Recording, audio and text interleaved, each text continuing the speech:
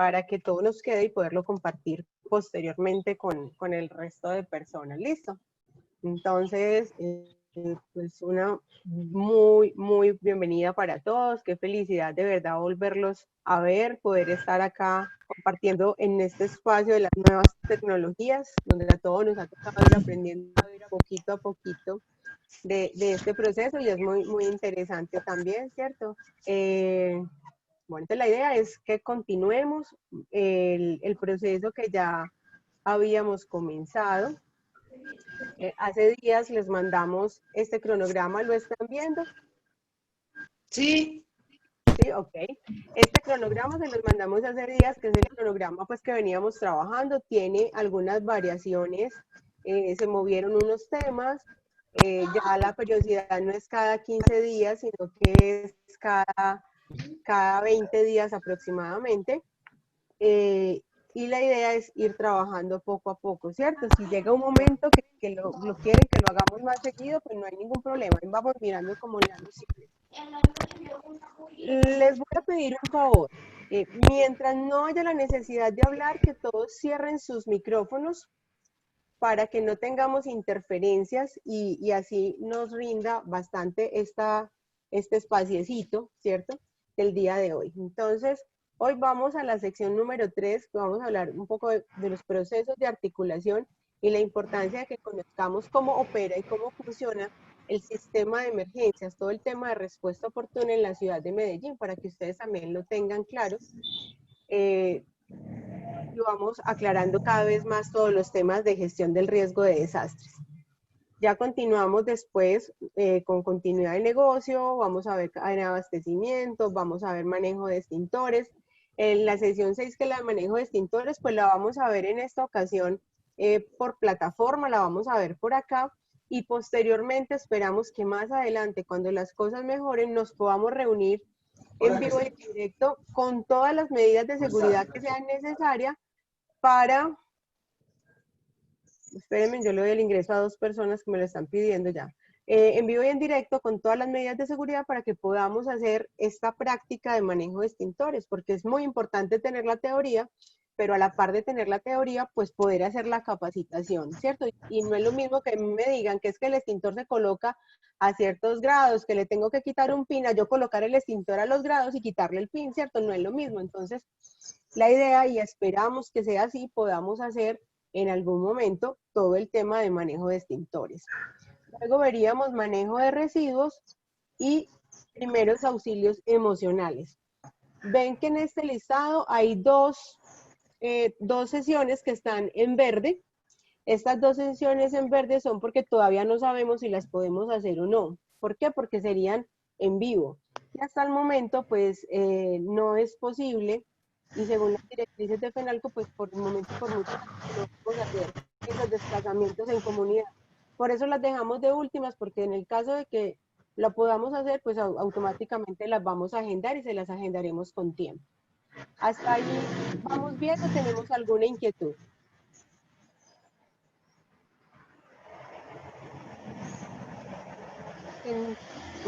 Listo, entonces me salgo de aquí y vamos a comenzar el tema del día de hoy. El tema del día de hoy es un tema muy interesante, es conocer cómo funciona el sistema de emergencias de la ciudad, cómo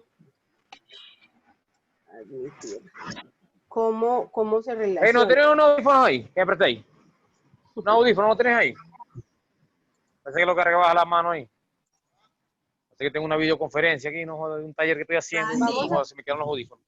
Randy, trata de apagar el micrófono porfa, ¿sí? Ese no es el Randy, ese es el maracucho ordinario ese, ¿vale? Ah, muy bien. No yo, otro. Yo tengo un año que vine. Me faltaban unos audífonos, me quedaron los audífonos. Astrid, Cuéntame, vea. te voy a pedir un favor, te voy a pedir el favor de que cojas el mando de la clase, ¿sí? Para que tú me ayudes con el tema de poder silenciar los micrófonos en el caso de que sea necesario, porque para mí me cae difícil ver las 2 pantallas a la vez. Listo, pues, dale. Vale. Perfecto. Mil gracias. Ok. Bueno, gracias. Bueno, entonces, pues vamos a, el tema que nos trae hoy es procesos de articulación. Vamos a conocer cómo es ese mapa institucional y cómo es que está organizada esa estructura que tiene el país, el departamento y el municipio para todo el tema de la atención de emergencias y desastres. Y vamos a conocer todo ese sistema de emergencias en el tema de la respuesta oportuna. Vamos a entender qué es el 123, cómo funciona ese 123, hasta dónde llega el 123. Si tienen dudas, inquietudes, las van haciendo a medida que vamos desarrollando la capacitación sin ningún inconveniente.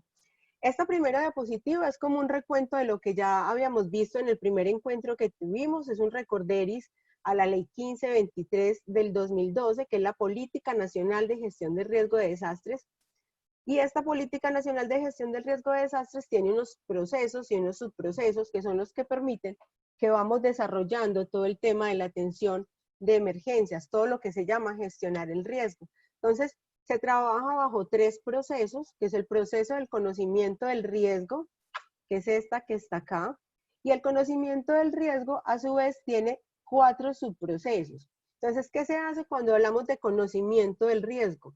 La caracterización de escenarios de riesgo, el análisis de esos riesgos, el monitoreo del riesgo y la comunicación del riesgo, ¿cierto? ¿Ustedes creen que lo que estamos haciendo en este momento hace parte de ese conocimiento del riesgo? ¿Quién me cuenta? ¿Sí o no hace parte? Randy, ¿tú qué crees? Randy. Bueno, ¿alguien más?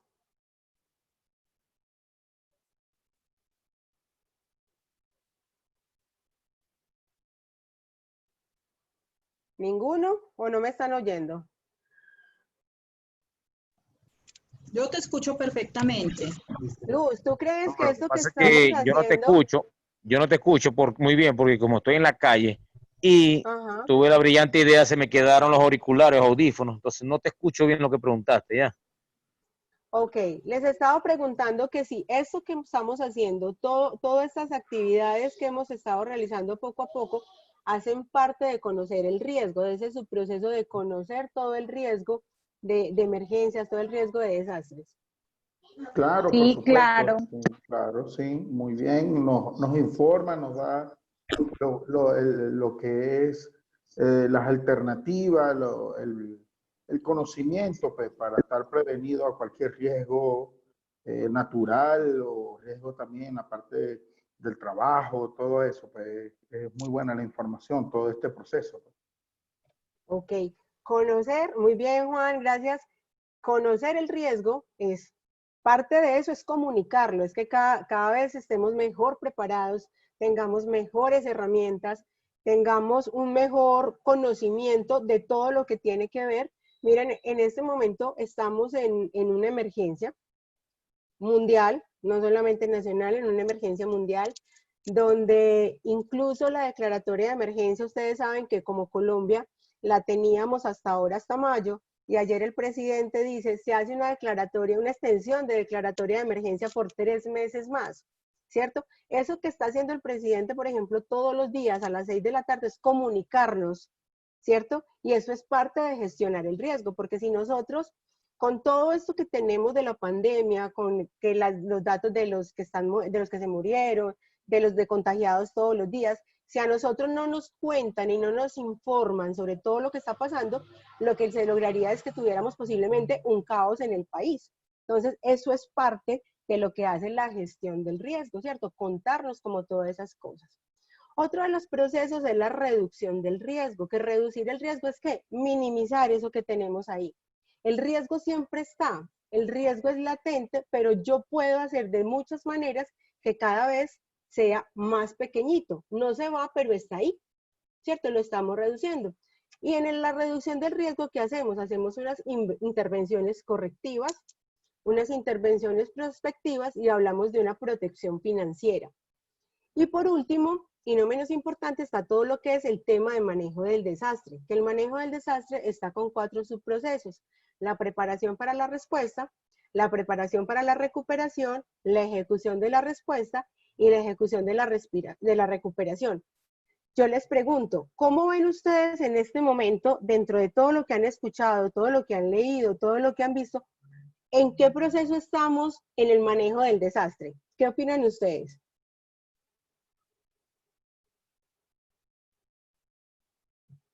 Ejecución de la respuesta. Ejecución de la respuesta. Estamos, ahí hay como, sí, estamos en ejecución de la Y respuesta. también hay como, se han ido preparando como a medida que llegó la pandemia, respuestas y se están ejecutando ciertas respuestas también. Exacto, estamos, esa está como transversal, porque como la pandemia sigue y es un factor amenazante que es cambiante, ¿cierto? Que va cambiando. ¿Qué quiere decir? Que los sistemas de respuesta se tienen que ir reinventando de acuerdo a lo que va pasando día a día, ¿cierto? Entonces, la preparación de la respuesta es lo que ha hecho que Colombia esté en este momento en uno de los países que tiene el número de los números más bajos en el tema de infectados y en el tema de personas fallecidas, ¿cierto? Estamos en uno de los más bajos. Y al principio estábamos en uno de los más, estábamos arriba y ya cada vez vamos bajando, ¿cierto? Y en especial Medellín. Ven que Medellín incluso no está dentro de las nuevas estrategias de las personas, de las ciudades que van a estar en cuarentena hasta junio. Medellín en este momento, como su curva epidemiológica ha bajado, ¿qué quiere decir la curva epidemiológica? Que la curva de contagio o la cantidad de contagios ha disminuido. ¿Gracias a qué?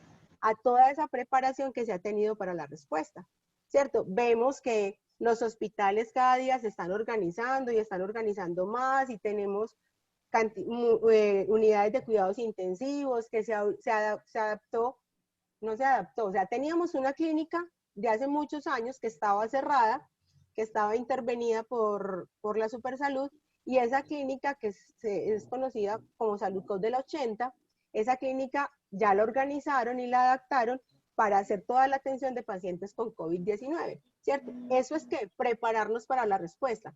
Que si en la curva epidemiológica se dispara, o sea, que si tenemos una cantidad gigante de contagiados, pues no vamos a tener cómo responder inmediatamente, lo que se traduce en que vamos a tener una mejor sobrevida de todas estas personas. Entonces, seguimos en esa preparación para la respuesta, pero la estamos ejecutando. Pero además estamos en la preparación para la recuperación, y es en esa recuperación desde la parte física, desde la parte emocional, desde la parte económica, ¿cierto? ¿Qué está pasando? Y eso se piensa con todos esos negocios que están cerrados. Todo eso hace parte de esa recuperación. Entonces, ahí vemos en estos tres, en el conocimiento, en la reducción y el manejo, en estos tres procesos de la gestión del riesgo, vemos en este ejemplo que nos dio la vida, que nadie se lo esperaba, vemos cómo se han ido ejecutando y se ve claro, ¿cierto? Se logra diferenciar como todos esos procesos tan bonitos. Yo como soy una enamorada de la gestión del riesgo, me parecen hasta bonitos. ¿Cómo les parece, pues? Bueno, entonces para poder hacer todos estos procesos y subprocesos y que todo funcione como debe funcionar, pues el Sistema Nacional para la Gestión del Riesgo de Desastres nos muestra que hay una estructura, que esta estructura va desde la parte nacional, o sea, desde la parte país general, igual se traslada a la parte de los departamentos y también a la parte de los municipios. Entonces, en la parte de ciudad tenemos que la figura principal en todo el tema de gestión del riesgo de desastres es el presidente de la República. Indiferente que él, para algunas cosas, traslade como esa responsabilidad en la unidad, en el director de la Unidad Nacional de Gestión del Riesgo de Desastres. Pero si vemos, por ejemplo, ahora, Manuel José no se ve casi que para nada. ¿Quién se ve siempre hablando de la emergencia como tal? El presidente. ¿Por qué? Porque él es el responsable por ley de todo lo que tiene que ver con el país frente a una emergencia o un desastre. Pero él no está solito. Él tiene a su lado el Consejo Nacional de Gestión del Riesgo de Desastres. ¿Quién compone ese Consejo Nacional de Gestión del Riesgo de Desastres? Todos los ministros. Por eso es que ustedes lo ven todos los días a las 6 rodeado de todas estas personas que son las que le hablan al oído y que le dicen, mire, hagamos esto, propongo que hagamos esto, deberíamos hacer esto. como este es un tema de salud, el que tenemos en este momento, que es el del que más les estoy hablando como ejemplo, por eso es que el ministro de Salud siempre está ahí. Pero cuando vamos a hablar del tema de educación de los colegios, de si seguimos, no seguimos, de paramos, no paramos, está la ministra de Educación, está el de Deportes, ¿cierto? Están estas personas que son los que le ayudan y lo apoyan. Pero además están Naciones Unidas, está la OEA, están todas estas organizaciones que son los que lo ayudan. Para que todo esto funcione, pues entonces está la Unidad Nacional de Gestión del Riesgo de Desastres, que es el ente que conoce, que entiende y que sabe más sobre todo el tema de gestionar el riesgo de desastres. Y es el asesor número 1 del presidente en todo el tema de desastres. Para que la gestión del riesgo de desastres en el país funcione, ¿qué necesitamos? Se tienen unas subcuentas que son el Fondo Nacional para Desastres. Ese Fondo para Nacional tiene unas subcuentas. ¿Y qué es esto? Es la plata. El Fondo Nacional es simplemente la plata que se necesita para poder hacer la atención de todos los desastres, ¿cierto? Entonces, ¿de dónde salen de dónde sale toda esta plata? Casi siempre y en su mayoría es de la parte de los impuestos que nosotros como ciudadanos pagamos en todas las cosas que nos colocan. Entonces, el impuesto de rodamiento, el impuesto de no sé qué, el impuesto no sé qué, un porcentaje de esos impuestos van al Fondo Nacional para la atención de los desastres. Entonces, ahí tiene 3 comités. Esos 3 comités son el Comité de Conocimiento, el Comité de Reducción del Riesgo y el Comité de Manejo de Desastres, que son los 3 subprocesos de los que hablábamos anteriormente. Esta es la estructura a nivel nacional, ¿cierto? Esto es lo que vemos a nivel nacional. Por eso también cuando en esa parte nacional el presidente necesita saber lo de los demás, vemos que invita a los alcaldes y que los alcaldes también hablen. ¿Por qué? Porque los alcaldes hacen parte de esa estructura. Y la estructura se baja a la parte de gobernación. Entonces, en Antioquia, ¿quién es la persona responsable de la gestión del riesgo de desastres? El señor gobernador. Pero el señor gobernador, al igual que el presidente, tiene para ayudar en todo el tema de desastres, tiene lo que nosotros conocemos acá como el DAPAR, que es el Departamento Administrativo para la Prevención y Atención de Emergencias y Desastres. Tiene un fondo departamental para la atención de desastres, ¿cierto? Y tiene un consejo departamental para la gestión del riesgo de desastres. Y tiene sus 3 comités, el Comité de Conocimiento, el Comité de Reducción y el Comité de Manejo. Esta estructura la vamos a bajar a la parte municipal. ¿A quién tenemos en el municipio? Al alcalde. ¿Quién es nuestro alcalde? Daniel Quintero, que lo vemos todo el tiempo en función de esto. Pero el alcalde a su vez cuenta también con un departamento. En Medellín somos muy bendecidos porque tenemos un departamento administrativo de gestión del riesgo de desastres, que está de la mano del alcalde trabajando y funcionando todo el tiempo en gestionar todo el tema de desastres. A diferencia de todas las otras estructuras que ustedes veían que tienen Comité de Conocimiento, Reducción y Manejo, acá enseguida vamos a ver cómo funciona, ya les voy a mostrar. Y también tenemos un fondo municipal para los desastres. ¿Cómo funciona esta estructura? Si en Medellín tenemos una emergencia, ¿cierto? Medellín es el llamado a atender su emergencia. Si la capacidad de respuesta que él tiene lo sobrepasa, o sea, no es capaz porque no tiene los suficientes equipos, porque es muy grande, entonces él le dice SOS a la gobernación, ¿cierto? Él le dice, gobernación, necesito ayuda, entonces la gobernación viene y entra a ayudar. Cuando esta emergencia sobrepasa las capacidades que tiene la gobernación, pasa y dice lo mismo y pasa a la nación a ayudar a los municipios. De esta manera funciona y es la estructura organizacional. ¿Cómo vamos hasta ahí? ¿Muy enredado? Manito arriba si sí o manito abajo si no. Hágame señas de que están vivos. Muy bien, gracias por esas manitas. Vamos hasta ahí. Entonces, miren, esta es la estructura organizacional del DAGRED. Les pregunto, ¿alguna vez ustedes han visto el DAGRED o han escuchado al DAGRED por ahí? Cristina, ¿tú has escuchado alguna vez al DAGRED o algo del DAGRED? ¿No? Por allá está haciendo caras. ¿No? Meris, tienes que abrir el micrófono. Astrid, ¿le ayudas a abrir el micrófono a Meris, por favor? Listo, ¿ya? ¿Me Ahí escucha? te escucho. Ajá. Ajá. Bueno, yo no había escuchado esa organización. Buen día para todos. Yo no había escuchado esa organización hasta que la escuché de boca de usted cuando estuvimos en uno de los talleres.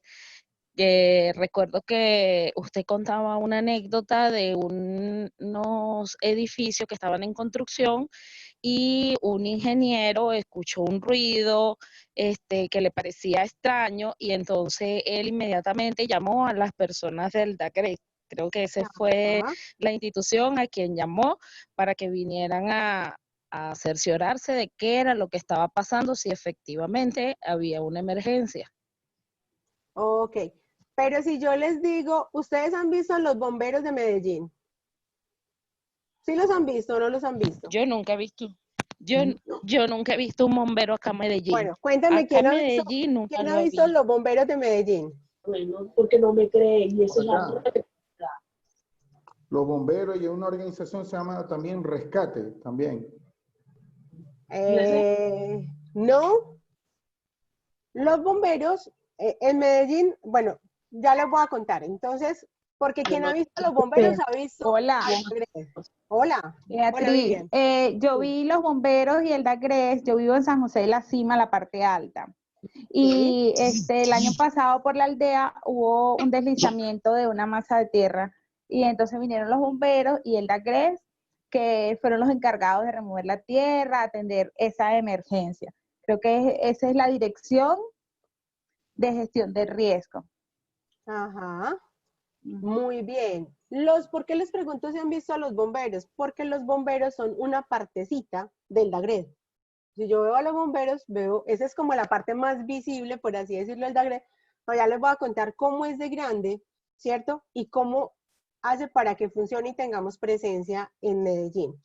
Entonces, tiene un director, ¿sí?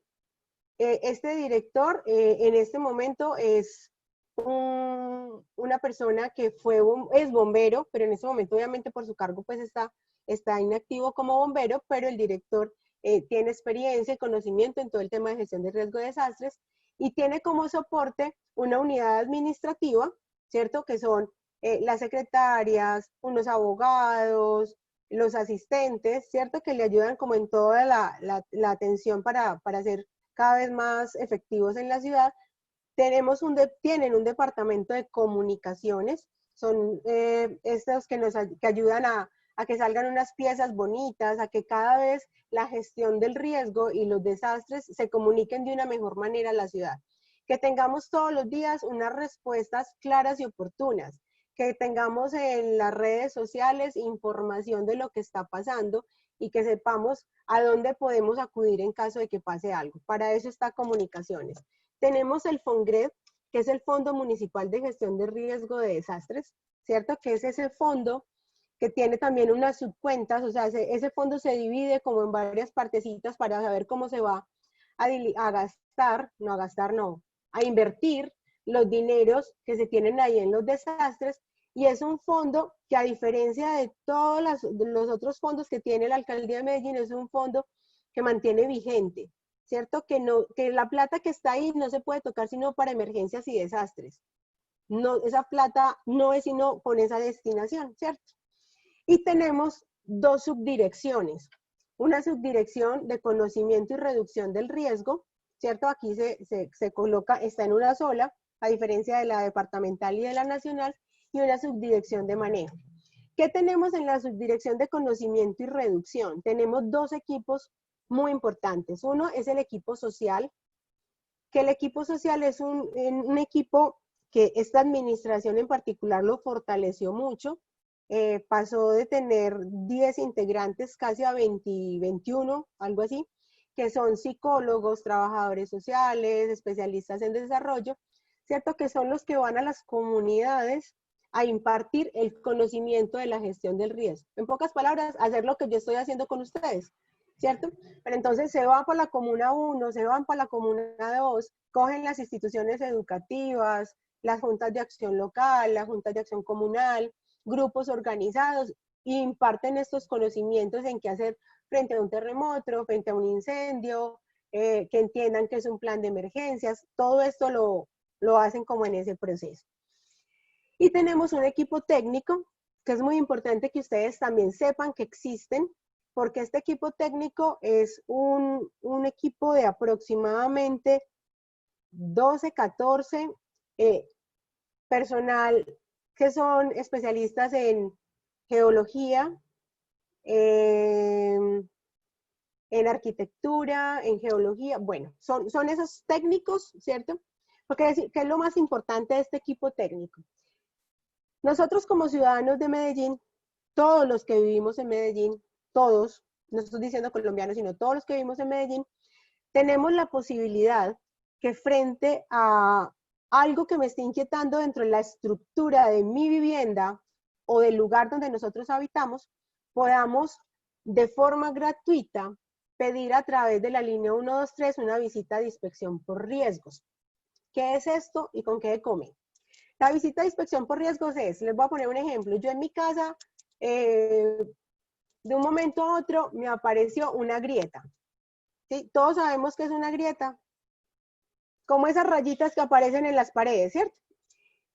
Muchas de esas grietas son normales, ¿cierto? Dicen que son por asentamiento. ¿Qué es asentamiento? Cuando el terreno se va como aplumando después de que construimos, van apareciendo unas grieticas y son normales.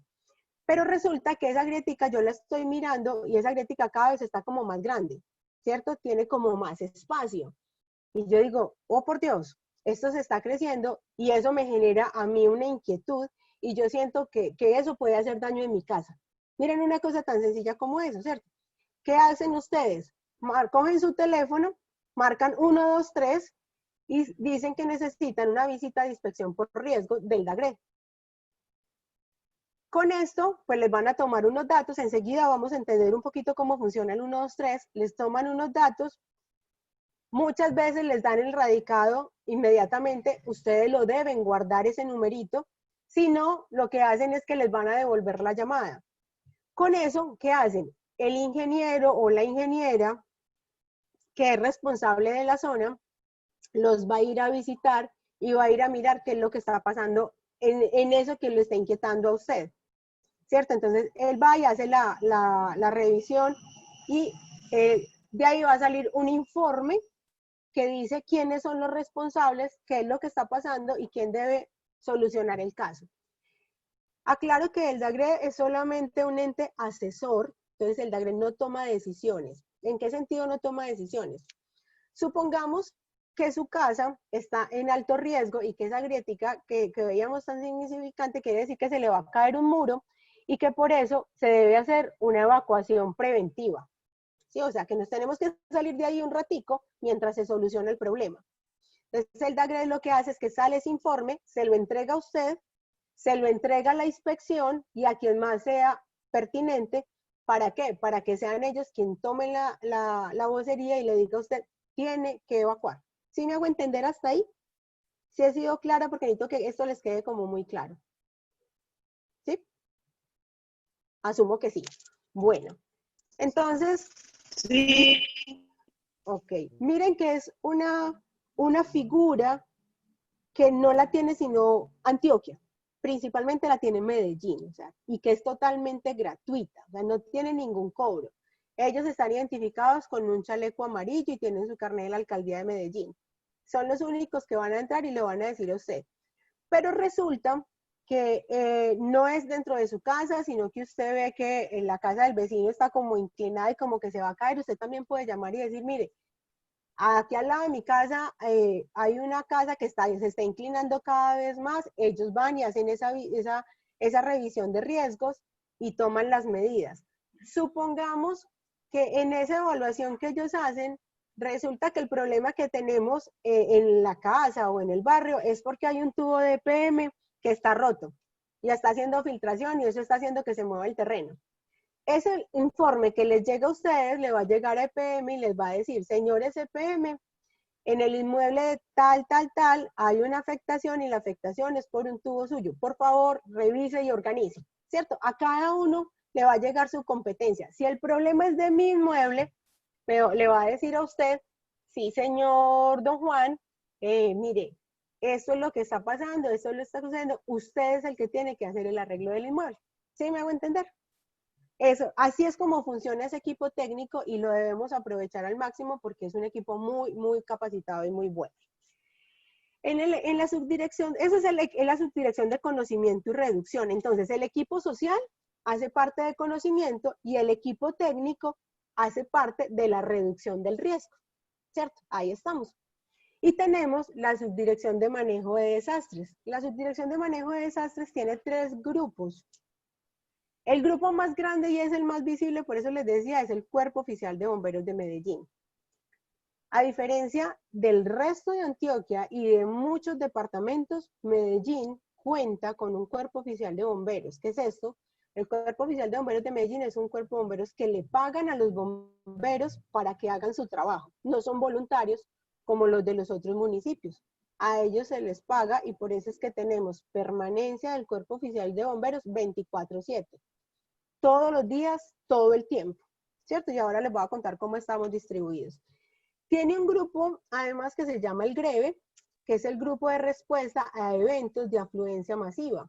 Es el grupo que está pendiente y mantiene organizado que todos los eventos grandes que se hagan en la ciudad cumpla con todas las normas que son necesarias que cumplan, que si tengan en los planes de contingencia, que si tengan los extintores adecuados, que la estructura donde están haciendo el evento sí sea una estructura adecuada y no corra riesgo la gente, que el aforo no sea mayor al que dijo. ¿Qué es el aforo? El número de personas. Que si en mi plan de contingencia yo digo que el aforo del evento va a ser de 250 personas, yo no le meta 1000, ¿cierto? Porque si yo le meto muchas más de las que estoy diciendo o de las que permite el lugar donde estoy, pues eso se convierte en un factor de riesgo muy grande para la ciudad. Entonces este equipo mantiene pendiente de todos los eventos que se hacen en la ciudad. Y por último y no menos importante tenemos el 123, que es el número o la línea única de emergencias que tenemos en Medellín. ¿Cómo vamos hasta ahí? ¿Bien? Entonces, vamos a pasar a hablar del sistema de emergencias, de todo el tema de respuesta oportuna, que es la línea 123. Cuéntenme si han tenido o si conocen la línea 123 y si ya han tenido que interactuar con ella en algún momento alguno. Sí, yo he llamado al 123. Sí, bueno, bueno, por lo menos. ¿Y cómo te fue en esa llamada al 123? Cuéntame. Cuéntanos. No, me fue muy bien. Más que todo no fue para mí, fue para unos venezolanos. Como yo conocía la línea, entonces yo fui el intermediario y por medio de eso ellos tuvieron el apoyo para ellos regresar a Venezuela. Eso fue como en enero, por allí. Y fue muy bueno. Después ellos devolvieron llamada porque fue a mi teléfono preguntando si todo estaba bien, si tal. De verdad fue fantástico, ¿pues? Excelente, muy bien. Gracias, Juan. ¿Alguien más ha tenido experiencias con el 123? Yo conozco la línea 123 también porque sé que allí brindan apoyo, tanto en la línea social como en la línea mujer, donde se presta apoyo a la mujer que es vulnerada, maltratada. Con este caso del COVID, sé que el 123 es la institución que recibe los casos.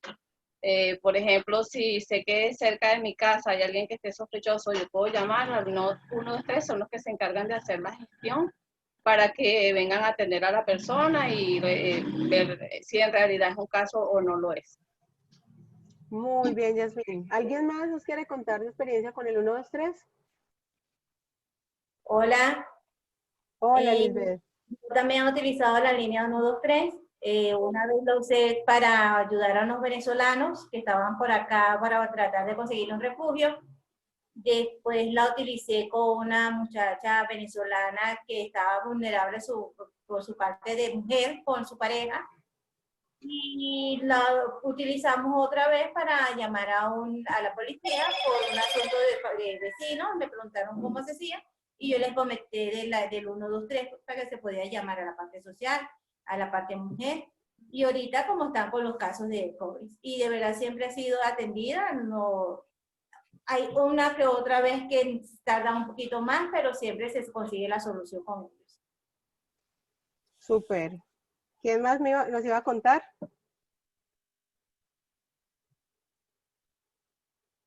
Bueno, yo también tuve una experiencia con el 123. Ajá. Llamé para que mi esposa tuvo un cuadro muy delicado pues, de salud, tenía diarrea, fiebre, vómito. Entonces ellos nos tomaron la nota y después nos devolvieron la llamada y nos sugirieron dónde podíamos asistir para que la atendieran, pues, para que la atendieran en la Casa de la Mujer y en Famicove. Nos dieron esa sugerencia para que estuviera nosotros pendientes, nos dieron los números de teléfono, que eso era por cita. ¿Ves? Entonces nos sugirieron esa, ¿cómo le explico? Esos centros asistenciales, pues, donde podemos asistir en caso de que tuviera cierta gravedad de los síntomas que ella presentó. Ok, súper, muy bien. O sea, qué bueno que han tenido buenas experiencias. El 123 no es fácil. A veces comunicarse no es tan sencillo, ¿cierto? Porque atiende toda la ciudad, pero cada vez está más organizada, cada vez funciona mejor. Enseguida, ahorita en un video les voy a mostrar un poquito para que conozcan por dentro cómo es ese cuento del 123 y cómo funciona. Aquí en pantalla vemos dos fotos de dos partes del 123. Esta foto es donde recepcionan todas las llamadas. La recepción de llamadas siempre la hace policía, siempre. Y ya de ahí se va a extender a las otras líneas que hacen parte del 123 que ya les voy a mostrar. Y estos que están aquí de amarillito y de azul es la línea, el pedacito de lo que es el DAGRED, el 123 de emergencias y desastres.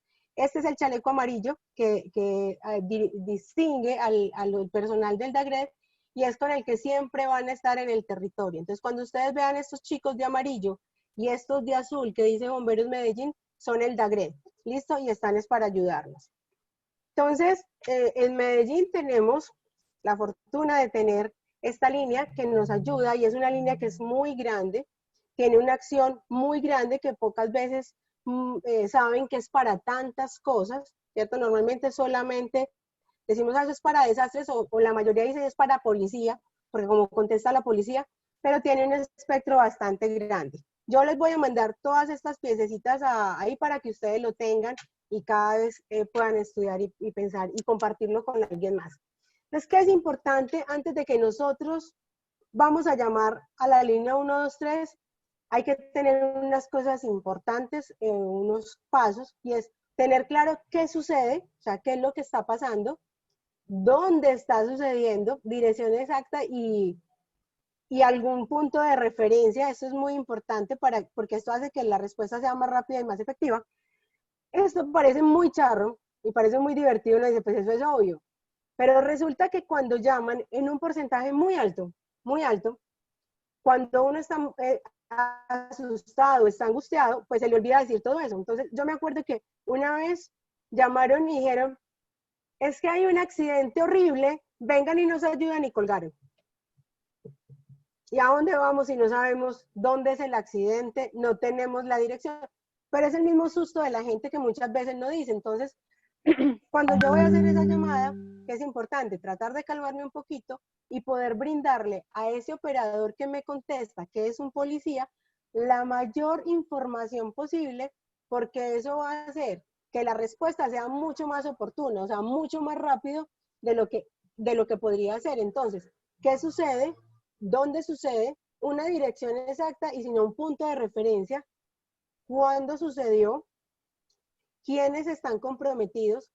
¿Y por qué es importante quiénes están comprometidos? Porque es que no es lo mismo que yo diga que hay un accidente de tránsito donde hay 2 heridos, a que yo diga que es un accidente de tránsito de un bus con una camioneta y que hay 20 heridos, ¿cierto? Los recursos que hay que despachar son distintos. Si es un carro, yo despacho una ambulancia y una máquina de bomberos a que hagan esa atención. Pero a la par, ¿qué van a hacer? Van a mandar tránsito y van a mandar policía.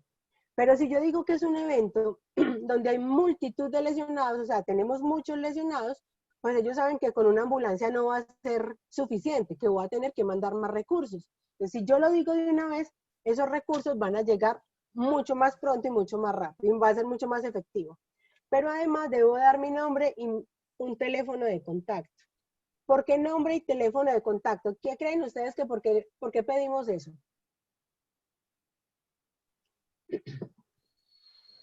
Randy, ¿tú crees que por qué es importante dar el nombre y el teléfono de contacto? Porque si necesitan ubicarse con ellos nuevamente, tienen dónde llamar. Ajá. Para verificar si verás la información. Exactamente. Para verificar si no es mentira o es verdad. Verificar la información en realidad. Exactamente. Eso que tú dices es muy cierto. El 90% de las llamadas que entran a la línea 123 son mentiras. Son gente jugando, son niños jugando con el teléfono, y ahí está la responsabilidad, perdón, de nosotros como adultos, y es que los niños no cojan el teléfono y se pongan a marcar. Es que marcar 123 es muy fácil porque están seguiditos, ¿cierto? Y yo marco 123 y eso automáticamente se me marca, y mientras hay niños o personas adultas que están llamando a jugar a la línea 123, quiere decir que le están quitando la posibilidad a que personas que realmente lo necesitan puedan acceder a ese servicio. Yo me acuerdo hace muchos años cuando yo era de Cruz Roja y estaba prestando turno un día en la noche, a nosotros nos entró la llamada directamente por la línea de Cruz Roja y nos dijeron de una emergencia y nosotros nos fuimos a atenderla, por decirles algo, Itagüí, ¿cierto? Cuando nosotros llegamos al sitio, absolutamente nada. Mientras nosotros estábamos llegando a Itagüí, llamaron que había un accidente grave casi llegando a Bello. Miren que era el lado opuesto. ¿Cuánto nos demoramos nosotros para llegar ahora desde Itagüí hasta Bello, ¿cierto? Para poder hacer una atención oportuna. Entonces, si nosotros dejamos que los niños o nosotros o las personas jueguen con ese número de la línea 123, estamos quitándole la posibilidad a personas que realmente necesitan una atención y una ayuda pronta, ¿cierto? Entonces, hay que ser muy juiciosos con eso. Entonces, ¿qué se hace? Se pide el nombre y el teléfono para llamar y verificar, ¿cierto? Que eso que usted está diciendo sí sea verdad. ¿Qué es importante frente a una emergencia o a un desastre? No se cohíban de llamar porque creen que alguien ya lo hizo. Muchas veces vemos el accidente y decimos, seguramente ya llamaron, posiblemente nadie llamó, ¿cierto? Porque muchos pensaron exactamente lo mismo y nadie llamó. Entonces, si lo vemos, es una obligación y una responsabilidad que como ciudadanos tenemos, está en la ley, ¿cierto? Y no hacerlo es una omisión, y como es una omisión es un delito, ¿cierto? Entonces, lo menos que yo puedo hacer frente a una emergencia o un desastre es avisar que este existe. Entonces vamos a mirar qué es todo lo que tiene ese 123.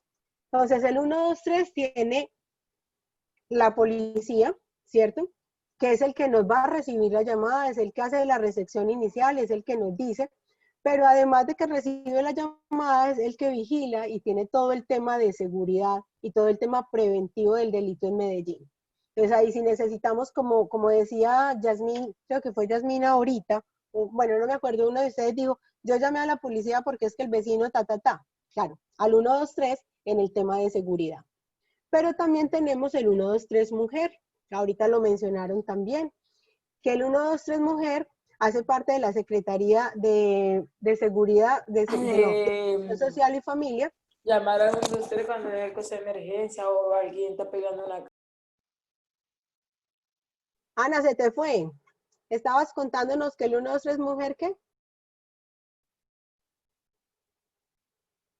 Ana. No. Bueno. Entonces, el 123 mujer, ¿qué es lo que hace el 123 mujer? Vela por la protección y la orientación en derechos de salud a mujeres que son víctimas de ¿qué? De violencia física, violencia sexual, psicológica y económica. Pero realmente no es solamente a las mujeres, lo que pasa es que como es un caso que se ve mucho más en las mujeres, entonces por eso inicialmente se llamó el 123 mujeres, pero si un hombre es víctima de violencia física, de violencia psicológica, de violencia sexual, también en ese 123 lo puede reportar. Listo, no es solamente para las mujeres. Tenemos el 123 social, que el 123 social hace parte de la Secretaría de Inclusión Social y Familia, y que es lo que hace el 123 social, tiene toda la parte de atención en riesgo social y psicosocial para niños, adolescentes, habitantes de calle y todo el tema de violencia intrafamiliar. Listo, entonces no lo duden, o sea, si están siendo víctimas o si saben que alguien es víctima de esto, lo debemos reportar. Parte de nuestras responsabilidades como ciudadanos es ver si a alguien le están vulnerando su derecho, yo debo informar, ¿cierto? Yo sé que no es fácil, yo sé que no es sencillo, pero si, por ejemplo, les voy a poner un ejemplo muy simple que a veces nos da mucho temor, y es, si yo veo que hay un niño o un adulto mayor que está siendo violentado física, psicológica, yo no me puedo quedar callado, porque me convierto por ahí dicen que me convierto casi que en cómplice, ¿cierto? Por no decirlo. Entonces, si yo estoy viendo eso, pues lo debo contar, debo decirlo, pues para que se tomen cartas en el asunto y esa persona que está siendo víctima, pues pueda ser ayudada también. Tenemos el 123 Salud, ¿cierto? Que son todas las ambulancias que ustedes ven en la calle haciendo la atención, que van en compañía de los bomberos, a veces con bomberos, a veces van solitas, pero además está toda la red hospitalaria del municipio de Medellín, ¿cierto? Todos los hospitales de primero, segundo, tercer y cuarto nivel que tenemos. Cuando nosotros llamamos y pedimos la ambulancia, que era lo que Randy decía ahorita, que llamó y le dijeron, mire, lleve a su esposa o a este sitio o a este sitio, hicieron como toda la parte de regulación, ellos de acuerdo a lo que nosotros les decimos nos van a intentar decir a dónde llevarlo para no perder el tiempo, ¿cierto? Porque yo voy y me lo llevo para el hospital general. En el hospital general me dicen, ay, eso no lo atendemos aquí, lléveselo para otro, entonces eso es pérdida de tiempo. Entonces, a través de ellos permiten hacer como todo el tema de regulación. En el tema de la parte social, pues tenemos el equipo social, es un equipo especial. Ese equipo social también tiene el chaleco amarillo y ese equipo social hace toda la atención en caso de emergencias, ¿sí? Desde la parte social. Entonces, hace parte de la Secretaría de Inclusión Social y Familia y Derechos Humanos, ¿sí? Y son los que en caso de una emergencia van a hacer esa atención inicial a esas familias o a esas personas afectadas. Supongamos, ¿se acuerdan que ahora les contaba el caso de que si tenemos que hacer una evacuación preventiva por algo? ¿Cierto? Porque la casa está deteriorada, porque ese muro se puede caer. Entonces, ese ingeniero que fue y me hizo la visita del DAGRED va a llamar a la parte social y le va a decir, hay un caso específico con una familia, ellos van, le hacen un censo, les dicen y les cuentan cuál es la oferta institucional que tenemos, ¿cierto? Mientras se puede solucionar el tema. Entonces, en esa comisión social en emergencias que hace 3 cosas muy puntuales, que es la contención emocional, o sea, toda la parte psicosocial, toda la parte desde el sentir, hace una sensibilización de la situación que está viviendo y hace una caracterización sociofamiliar, aplica algo que nosotros conocemos como el EDAN, que es una evaluación de daños y análisis de necesidades, ¿cierto? Para saber cómo está esa familia, qué necesita y cómo se le puede ayudar en ese momento específico de emergencia que está viviendo. Entonces, con esa caracterización sociofamiliar, ¿qué se hace? Se hace una atención en ayuda humanitaria, ¿cierto? Y ahí, con esa atención de ayuda humanitaria, después de esa evaluación posterior, se mira si hay la necesidad de entregarles un kit alimentario, un kit no alimentario, que los kits no alimentarios son los de aseo, los de cocina, ¿cierto? Se mira si hay la necesidad de prestarles un albergue, ¿cierto? En los albergues que se tienen destinados en la ciudad. Si necesitan que por un tiempo les guarde todas las cositas que están en la casa mientras se puede solucionar todo este tema, se hace una remisión institucional de acuerdo a las necesidades y se les va haciendo un seguimiento social. Esto es todo lo que hace la Comisión Social en emergencias y desastres. Tenemos además el Tránsito de Medellín, que hace parte de la Secretaría de Movilidad, y ahí se reportan todo lo que tiene que ver con accidentes de tránsito, ¿cierto? O con todo lo que tenga que ver con movilidad, con vehículos como tal. Tenemos también el 123 ambiental, que este es el que vela por la atención inmediata a todo lo que es fauna silvestre, flora, animales domésticas y todo el tema de fuentes hídricas, ¿cierto? Entonces estamos viendo también maltrato animal, que hay un accidente y hay animalitos involucrados en este tema ambiental, también podemos pedir. La alcaldía de Medellín adquirió desde hace algunos días ya, casi unos meses, una ambulancia para animalitos, ¿cierto? Y es que si tenemos una emergencia con los animales, pues está esa opción. Esa ambulancia se desplaza con veterinarios y con personal especializado en el tema para poder ayudar y brindar asesoría y apoyo, pues como a estos seres que son tan importantes en nuestra ciudad. Y tenemos el último componente, no porque sea el último es el menos, es el DAGRED, que es el Departamento Administrativo de Gestión de Riesgo de Desastres, con todo lo que ya les he contado del DAGRED.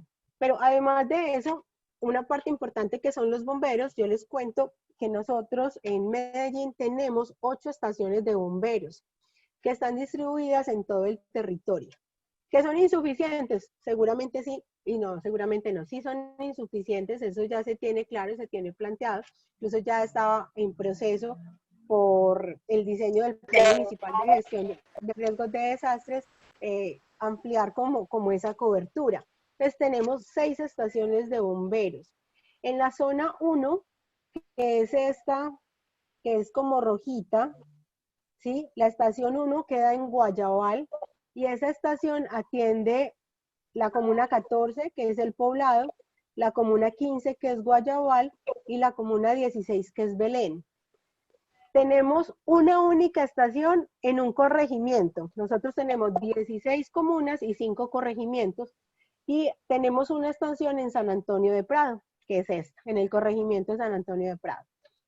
Tenemos otra estación que es CB7, Cuerpo Bombero 7, la zona, que es la zona, bueno, la zona rosadita, que tiene la comuna 13, que es todo tema de San Javier, y la comuna 12, que es la Meta.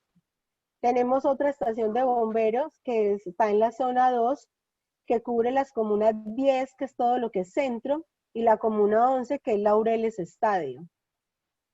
Tenemos esta otra que está en La Morada, ¿cierto? Que está en la zona 5, que cubre la comuna 5, que es Castilla, y la comuna 7, que es Robledo. Tenemos esta amarillita, que es la zona 6, que cubre Santa Cruz, 12 de octubre, y el corregimiento de Palmitas. Esta que está en naranja, cubre la comuna 1, la comuna 3 y la comuna 4. Esta es la zona 4, que es Popular, Manrique y Aranjuez. Y tenemos, por último, esta que es la zona 3, que cubre el corregimiento de Santa Elena, Buenos Aires, que es comuna 9, y Villahermosa, que es comuna 8. Entonces, como ustedes pueden ver en ese mapa, relativamente tenemos una buena cobertura, ¿cierto? Para todo lo que son emergencias y desastres, pero por la cantidad de personas que tenemos en Medellín, a veces la respuesta se hace un poco compleja. ¿Qué más hace un poco compleja la respuesta a veces? Y es el tránsito, o sea, la cantidad de vehículos que hay que no permite que ellos vayan al ritmo que deberían ir, y que las calles en algunos de los barrios de Medellín son muy estrechas, y al ser muy estrechas es complejo que la máquina de bomberos pase. Y si ustedes se dan cuenta, en sus barrios, muchas veces que encontramos unas calles estrechas y carros parqueados al lado y lado. ¿Sí o no? Pura casualidad. Sí, señora, para allá me están diciendo que sí. Entonces, claro, la máquina va a pasar, la máquina es grande, es pesada porque lleva equipos para rescate y lleva todo el tema del agua, lo que hace que necesite un buen espacio, ¿cierto? Entonces, si yo encuentro carros parqueados, pues eso va a ser más difícil y que se demore mucho más la atención. Hasta ahí vamos como en la cotidianidad y en todo lo que hacemos normalmente. En este momento, frente al tema del COVID-19, pues se han creado unas estrategias para que la atención y la respuesta a este sea mucho más efectiva. Tenemos unas rutas claras y definidas que lo importante es que todos las conozcamos y que todos sepamos. Como lo decía alguien ahorita, si hay alguien que con sospecha de COVID o sabe o cree que tiene COVID, pues llamando al 123, ahí le van a dar toda la asesoría y le van a brindar toda la opción, pero también hay otras opciones como son las EPS. Entonces, acá en 2 piececitas les contamos qué es todo lo que deben tener en cuenta cuando van a llamar y a dónde pueden llamar, ¿cierto? Entonces, si tienen síntomas como tos, fiebre superior a 38, dolor de garganta, congestión nasal, fatiga muscular, todas estas son cosas que pueden decir que puedo ser portador de COVID. Entonces, frente a eso es llamar, pero también están pues como todas estas otras opciones. Entonces acá se las voy a dejar, acá están todas las líneas donde podemos llamar. Pero no solamente es frente a lo físico. Recuerden que también tenemos una línea que está presta a toda la parte de la salud mental, a toda la parte psicosocial. Entonces, si nosotros nos vemos que estamos tristes, que estamos aburridos, que no le encontramos sentido, como se dice en este momento en la vida, hay que ponerle cuidado a todo eso. Para eso están todas estas líneas que son para poderlos apoyar. Estar en casa todo el tiempo no es sencillo, ¿cierto? Es complejo, no poder salir, cambio de la dinámica, ya los niños no van al colegio, entonces yo tengo que tratar de hacerlo del trabajo en la casa, tengo que apoyar a los niños en el tema de estudio. Son una cantidad de cosas que a veces nos pueden desbordar y no está mal. A veces puedo sentir rabia, puedo sentir miedo, puedo sentir tristeza y no está mal, eso está bien, pero debemos tratar de buscar opciones y que alguien nos ayude. Entonces acá les colocamos unas líneas que están disponibles 24 horas para apoyarlos como en todos esos procesos que tienen. Entonces no duden en llamarlo y en hacerlo. ¿Dudas, preguntas hasta el momento? ¿Vamos bien? Beatriz, quería consultarte algo. Dime, Yasmín. Con relación a los casos de COVID, si se llama a alguna EPS y la persona no es afiliada, ¿igualmente le atienden? No. Este es el tema de la EPS, es para las personas que son de esa EPS, ¿cierto? Okay. ¿Para qué estamos tratando? De descongestionar un poquito la línea 123 para la comunidad en general, porque mi EPS tendría que responder a toda mi enfermedad como tal. Entonces, me salto el paso del 123 y se lo entrego de una vez a mi EPS, porque ¿qué va a hacer? Yo llamo al 123, él me va a hacer la atención, me van a devolver la llamada, me van a pedir una cantidad de información, va a ir una persona especializada en el tema de COVID y me va a hacer la visita a mi hogar, me van a tomar las pruebas, bla, bla, bla. Pero en resumidas cuentas, eso se lo van a pasar a la EPS. Porque la EPS es la que tiene que responder, ¿cierto? Pero entonces solamente es para las EPS, cada uno, para por eso los están afiliados. todos ahí. Exactamente. Ok, te pregunto porque la mayoría de la población venezolana no tenemos EPS. Por eso me surgió esa duda. Claro, entonces ahí es con el 123 directamente. Cuando ustedes llaman al 123 le van a dar la opción 1, 1, 1, 1 hasta que les contesten. Si es por COVID. Si es por COVID, siempre van a marcar la opción 1 hasta que ya les van a contestar exactamente, porque les hacen una cantidad de preguntas. Que si es persona en riesgo, que si ha tenido contacto con personas que están en riesgo. Entonces siempre marcamos 111 y ya va a llegar a la persona. ¿Listo? Perfecto, gracias. Señora Beatriz. Hola, dime, Tomasa. Yo llamé a una de esas líneas, a la 774. Sí, me atendieron rápido. Yo llamé porque el señor donde yo estaba... Dime, ¿llamaste por qué? Yo llamé, el señor donde yo vivo arrendada tiene 90 años, el señor. y estaba tosiendo mucho, tenía fiebre, entonces yo llamé y le dije los síntomas. Pero ellos me explicaron que era otro virus también que había en el aire. Sí. Porque tenía mucha flema y bueno.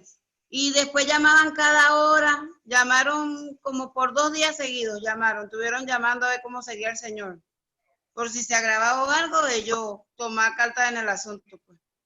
Súper bien, Tomasa, qué acción tan bonita y tan efectiva. Eso es lo que nosotros debemos hacer como ciudadanos, es empoderarnos también, porque es que todos estemos bien y mejor depende también de nosotros. O sea, si yo veo que las personas están haciendo las cosas como no es, y yo me quedo callada, o si yo veo que alguien está afectado, y imagínate una persona con 90 años, con esos síntomas, pues es parte de mi responsabilidad como ciudadano tratar de ayudar a cuidar al otro. Entonces, qué rico que hiciste esa acción, felicitaciones, ¿qué angelito tiene el señor donde vives, que te alquila la casa? Sí, claro, porque es que una persona de 90 años pues ya no se vale tan bien por sí solita, ¿cierto? Puede Y estar también muy lúcida, pero es que 90 son 90. Sí, y él también nos ha ayudado a nosotros y el deber de nosotros es ayudarlo a él también. Claro que sí. Gracias, Tomasa, por contarnos esa bonita acción. Bueno, no sé si hasta ahí tenemos más dudas, más inquietudes. No, vamos a ver un videito cortico de lo que nos cuentan y vamos a ver un poquito por dentro cómo es el 1, 2, 3. Buenos días, Intendente Olin, ¿qué le puedo servir?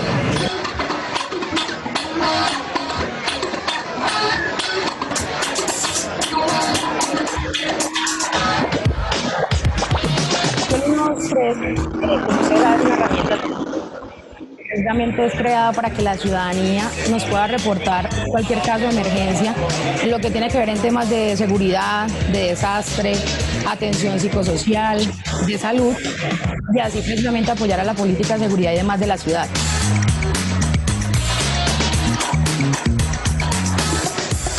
Aquí tenemos un personal policial que es el que recibe las llamadas. Estamos recibiendo aproximadamente de 15.000 a 24.000 llamadas diarias. Acá el receptor lo que hace es direccionar a las personas sin dejarse un poquito como contagiar con los sentimientos y de la manera como están alterados. Nos toca empezar a pedir las direcciones porque a las personas se les olvidan, no saben dónde están, a veces nos toca decir, vea señor, si puede, entonces busque una cuenta de servicios, mire la dirección, porque es muy importante. A veces las personas dicen que no llegan a las unidades de vigilancia y es porque la información que nos dan no es la correcta. Entonces me ha parecido una experiencia muy buena, una manera muy interesante de ayudar a las personas. El solo hecho de llamar acá, que les presten atención en su emergencia, hacen que estas personas estén un poquito más tranquilas en lo que necesitan. Tenemos más capacidad para la recepción de llamadas y de igual forma esta línea la utiliza la ciudadanía para poder darnos información en cuanto a prevención de delitos. Entonces ha sido un gran aporte. No descansa. El 123 son 24 horas al día. Pero así como la gran mayoría de los habitantes de Medellín utilizan el 123 como herramienta de seguridad ciudadana, también otros juegan con el sistema. Estamos hablando de 15.000 a 24.000 llamadas al día. Entonces, de pronto los padres no ejercen el control, no hay una buena educación, entonces el niño que llega a la casa no tiene nada que hacer, entonces coge la línea 123 para llamar a hacer bromas, o los desocupados a enviar casos falsos. Se presenta mucho esa situación también. La recomendación que hacemos eso es utilizar bien la línea, es utilizarla de verdad para casos reales. Debamos crear conciencia que esos minutos que ellos están perdiendo en esa llamada improcedente son minutos que nos están utilizando nosotros, en los cuales podíamos salvar una vida o podíamos prevenir alguna situación, tanto de desastre como de seguridad. La línea 123 se ha convertido en el catalizador del delito, transformado en la respuesta a la seguridad que solicita la ciudadanía. Se articula esto con el personal que nosotros tenemos en video, con las cámaras cámaras de videovigilancia y hemos logrado tanto hacer todo el seguimiento del caso, la persecución que se da a los delincuentes y lograr la captura y recuperación de elementos. El 123 sirve, el 123 es efectivo, el 123 tiene personal capacitado para atenderlos, sí funciona.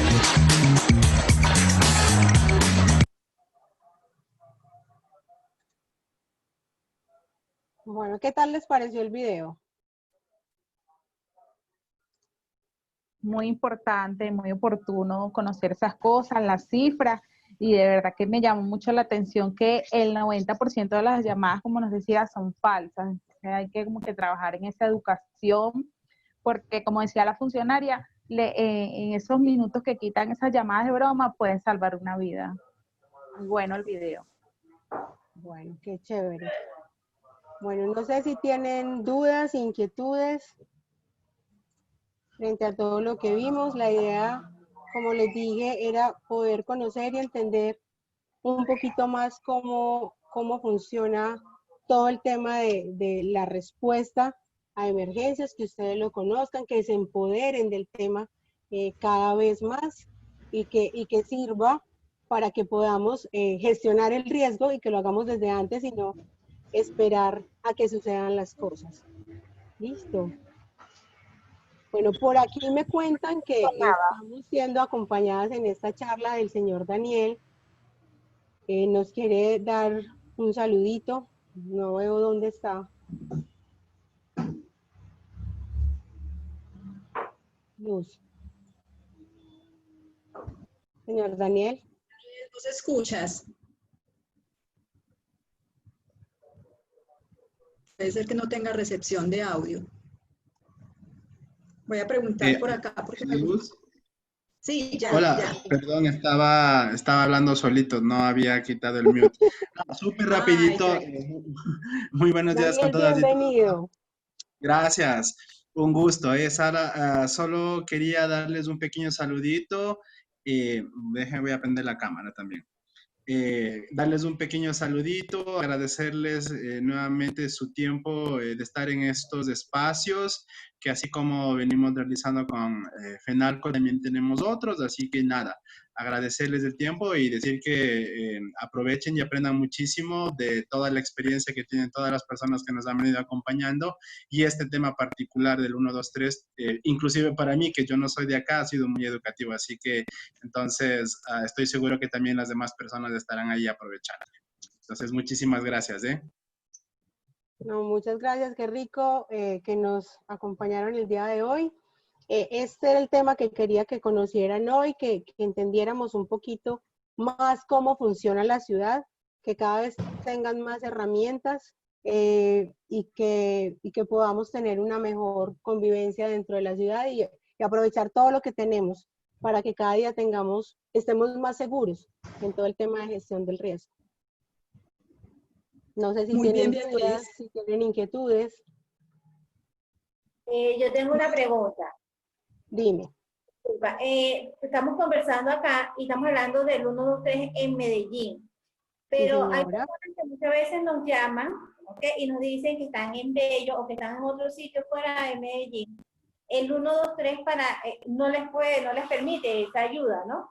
¿Cómo uno puede hacer, sobre todo ahorita en estos momentos del COVID-19, que nos llamen, pero nosotros no le podemos decir llamen al 123 o sí los pueden atender allí, por lo menos ahorita con esta emergencia del COVID? Bueno, mira, con lo del COVID, primero, cada municipio tiene su recurso y su área donde tienen y pueden trabajar, ¿cierto? Yo como Medellín no me puedo ir a trabajar en Bello, a atender una emergencia en Bello, si no es Bello el que me pide que le ayude. ¿Sí me hago entender? Es como ese respeto por los territorios. Entonces no lo podría hacer. Pero yo sí puedo decirle a una persona, en el caso específico de COVID-19, ¿cierto? Cualquier emergencia, mire, llame al 123 y ahí lo van a asesorar y le van a decir. En la última diapositiva que yo les mostraba, ahí están las líneas a nivel Antioquia, no solamente Medellín. El numeral 774, si no estoy mal que ese es el número, ese es Antioquia. Ese cubre todo Antioquia, ¿cierto? Yo les voy a pasar esta presentación, se la voy a poner ahora en el chat para que la tengan, para que la estudien, para que la miren. En el chat les he ido mandando piezas con información que es importante para ustedes, para sus negocios. Entonces, la idea con eso es que los consulten y que si tienen una duda, pues con todo el gusto me preguntan. Para eso estamos ahí, para poderlos apoyar, para poderles aclarar dudas, ¿cierto? Y que cada vez esto sea más fácil para todos. ¿Listo? Luz, ¿les vas a decir alguna cosita? No, en este momento ya, Beatriz, creo que lo que resta es darte las gracias por todo tu acompañamiento y tu disposición. Y a los muchachos, a las familias, gracias por asumir este nuevo reto. Yo sé que fue un poquito complicado. Ayer estuvimos en todo el trámite logístico de recargas, de ayudas para que descargaran la aplicación. Sé que algunos no entraron porque tuvieron dificultades tecnológicas, pero estuvieron todo el tiempo conectados con la capacitación, sintiendo algo de frustración porque no pudieron ingresar, pero bueno, esto lo vamos a sortear, vienen otras capacitaciones, vamos a aprender a hacerlo, seguramente en las próximas nos va a ir muchísimo mejor, y también extenderle el agradecimiento a Daniel, pues por acompañarnos, por estar tan dispuesto y por apoyarnos en esta nueva estrategia que estamos tratando de implementar. Mil gracias. Bueno, y una visita parroquial.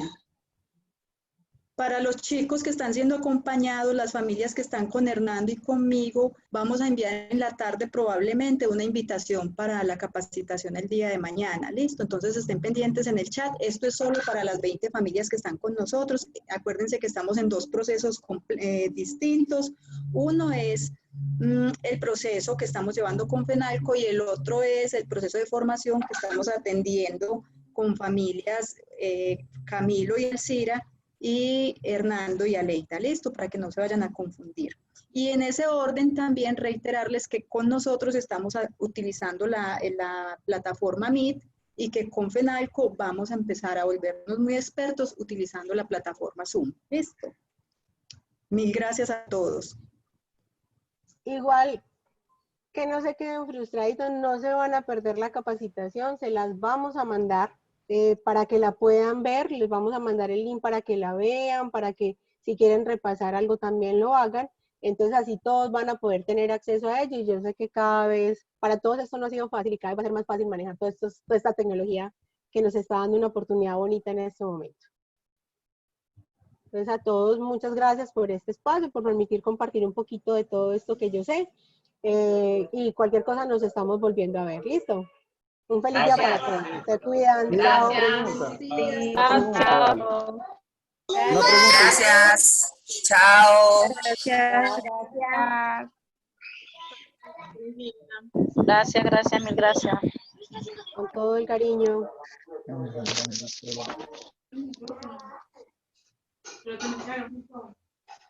Chao, yo.